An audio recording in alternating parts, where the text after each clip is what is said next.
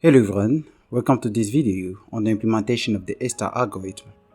Reaching a destination via the shortest route is a daily activity that you all do. We try to find the shortest route that enables us to reach our destination faster and make the whole process of traveling as efficient as possible. In the old days, we would trial and error with the path available and had to assume which path taken was shorter or longer. Now we have some algorithms that can help us to find the shortest path. Many algorithms were developed through the years for this problem, and Astar is one of the most used algorithms out there. So what exactly is the Astar algorithm?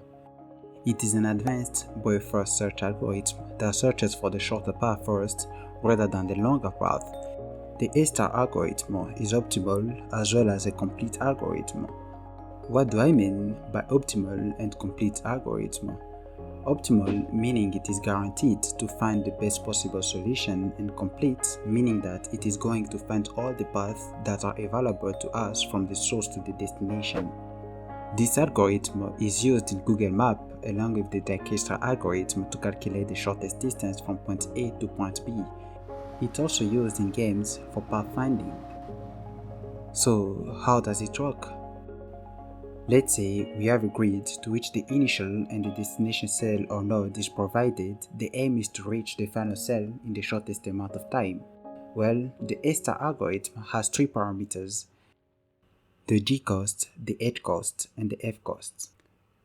The G cost represents the exact costs of the path from the starting node to any node n. The H cost represents the heuristic or the distance estimated from node n to the destination node.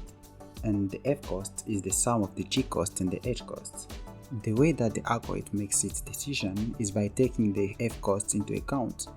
The algorithm selects the smallest F cost node and moves to that node. This process continues until the algorithm reaches its destination node. To implement this, we're gonna start first by making a simple set class that stores its G cost, H cost, F cost, and its neighbors. We're gonna also add a way to update its neighbors list. And to finish with this class, we're just gonna add a way to draw our cell on the screen. That being done, we can talk about how we're gonna implement the actual algorithm.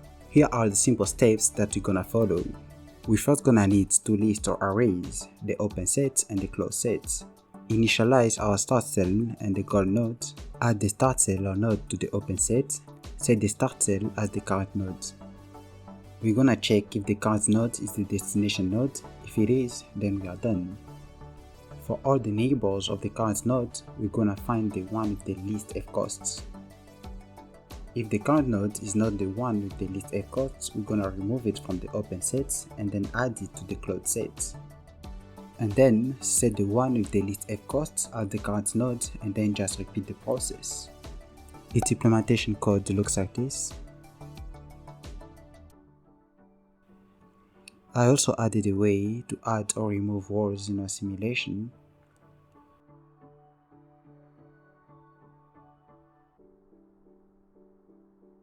I also added a radio button to toggle if you want to check for diagonal neighbors or not.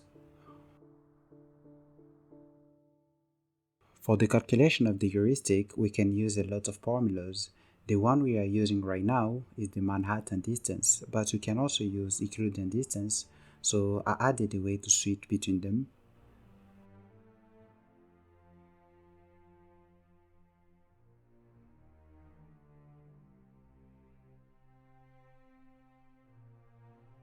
And that's gonna be it.